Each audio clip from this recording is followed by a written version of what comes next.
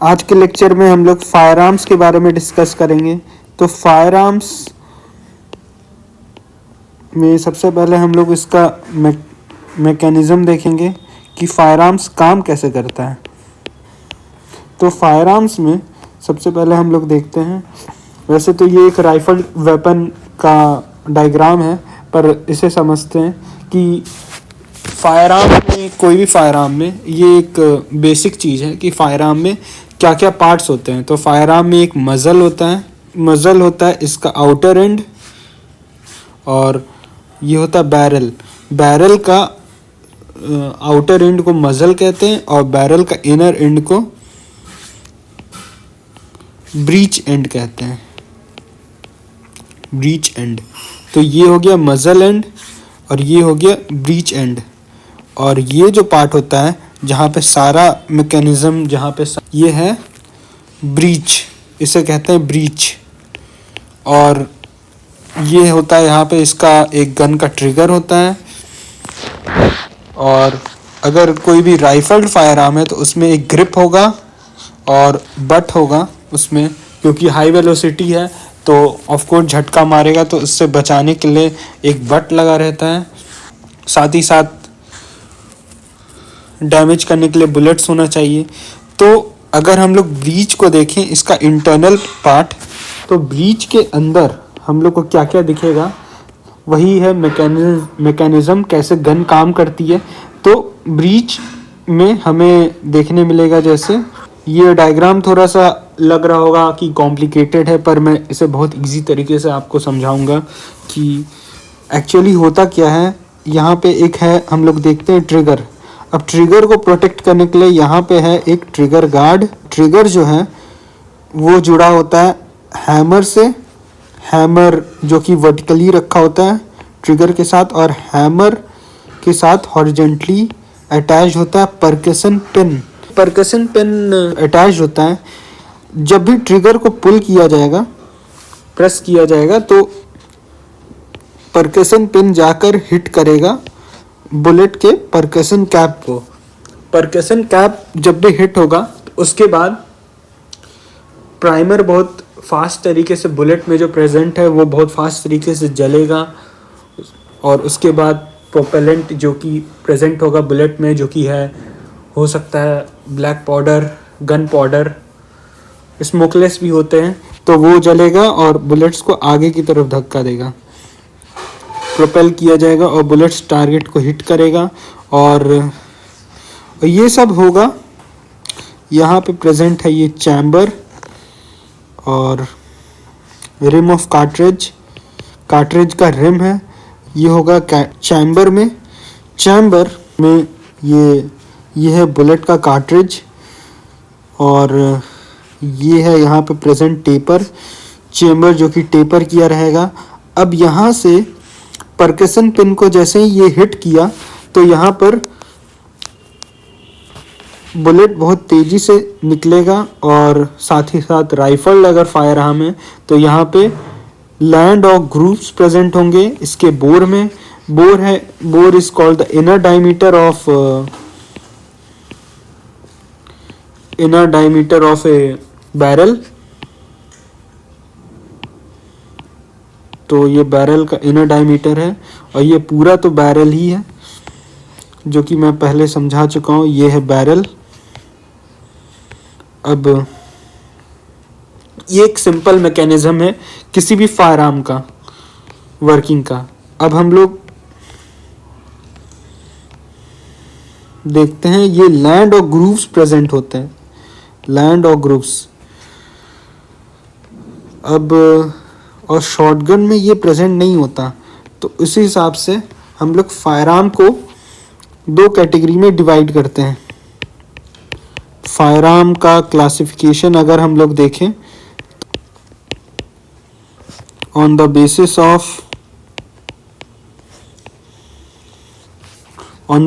Of condition of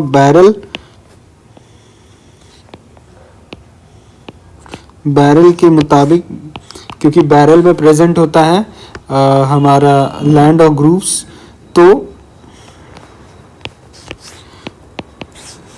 उनके basis पे दो पार्ट में डिवाइडेड होगा कोई भी फायर आर्म, तो ये या तो राइफल्ड फायर आर्म होगा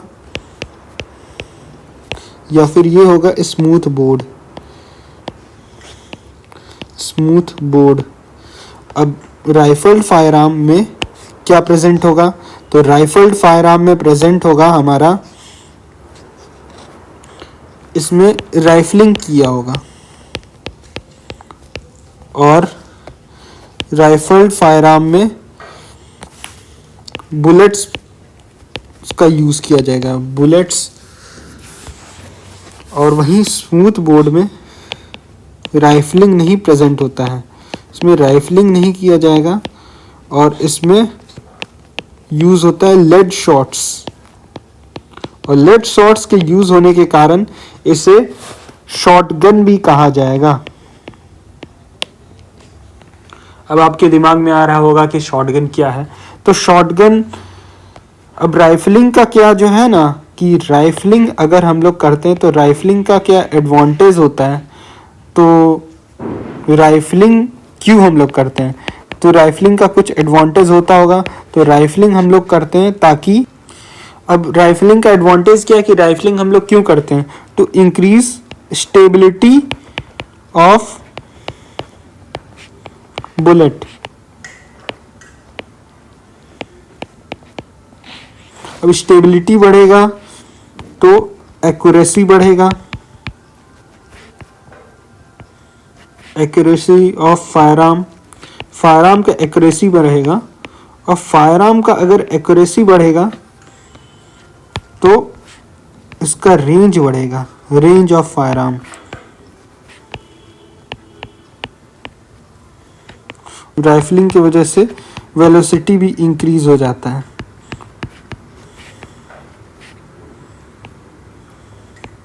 वेलोसिटी ऑफ बुलेट और प्रोजेक्टाइल। तो राइफलिंग का ये 4 फायदा है। अब राइफलिंग राइफल्ड फायर आर्म्स में करते हैं, लेकिन स्मूथ बोर में राइफलिंग नहीं करते। तो स्मूथ बोर में भी तो हमें, जो कि शॉटगन भी है, तो शॉटगन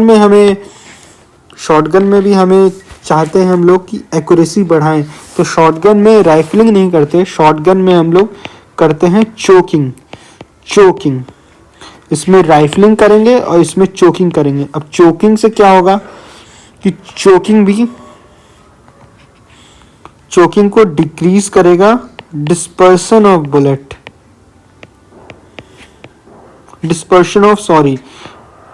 लेड शॉट्स। अब लेड शॉट्स का डिस्पर्शन कम होगा तो क्या होगा, एक्यूरेसी बढ़ेगा फायर आर्म का, और एक्यूरेसी अगर बढ़ेगा तो रेंज भी बढ़ेगा फायर आर्म का।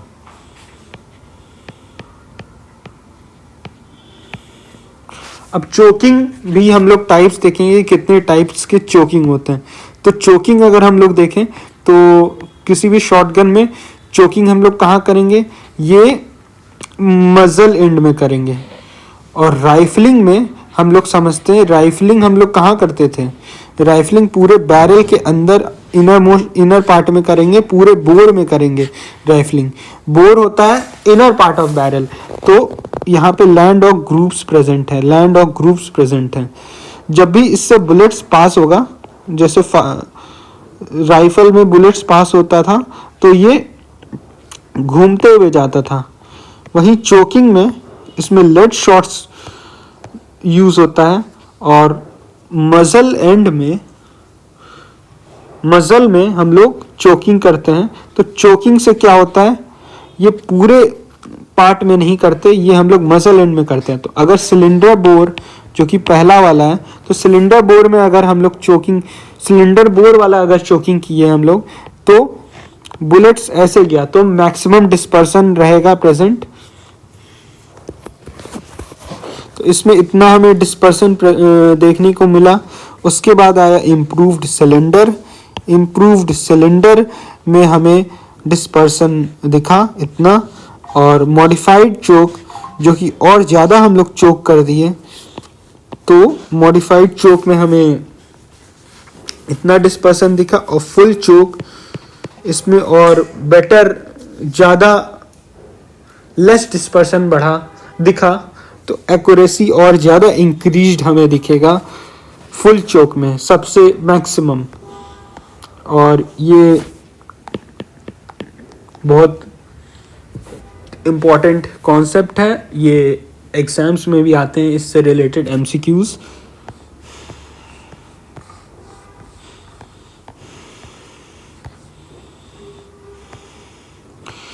अब हम लोग जानते हैं कि कैलिबर कैसे डिटरमाइन होता है किसी भी राइफल फायर आर्म का। तो कैलिबर जो है ये डिटरमाइन होगा, ये हम लोग लैंड्स देख रहे हैं और ये हम लोग ग्रुप्स देख रहे हैं। तो कैलिबर है डिस्टेंस बिटवीन टू लैंड्स, इसका डायमीटर होता है calibre of fire rifle fire arm, distance between two lands. और शॉटगन का कैलिबर हम लोग कैसे देखेंगे, एक है डायरेक्ट मेथड और एक है इनडायरेक्ट मेथड। ये डायमीटर हम लोग नाप लिए 0.410 इंच है इसका। कैलिबर है कि शॉटगन में क्या होता है कि अगर 12 स्फेरिकल बॉल्स को अगर जोड़कर बनाएंगे, सबका वेट अगर नापा जाए और वो 1 LBS जो कि 453 ग्राम होता है, तो इतना अगर वेट आता है 12 स्फेरिकल बॉल्स का जो लेड शॉट्स अगर यूज़ किया जा रहा है शॉटगन में, तो ये बैरल में, तो उस हिसाब से हम लोग समझते हैं अगर 12 बोर अगर 1 LBS का वेट लेकर अगर ये बैरल में पूरा फिक्स हो जाता है तो हम लोग कहेंगे कि 12 बोर का शॉटगन है।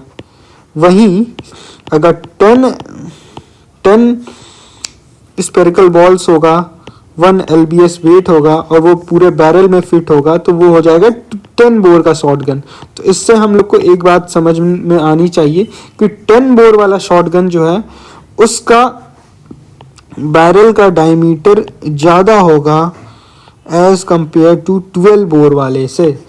तो 10 बोर जितना कम जाएंगे उतना ज़्यादा बैरल का डायमीटर होगा, उतना ज़्यादा शॉटगन का कैलिबर होगा।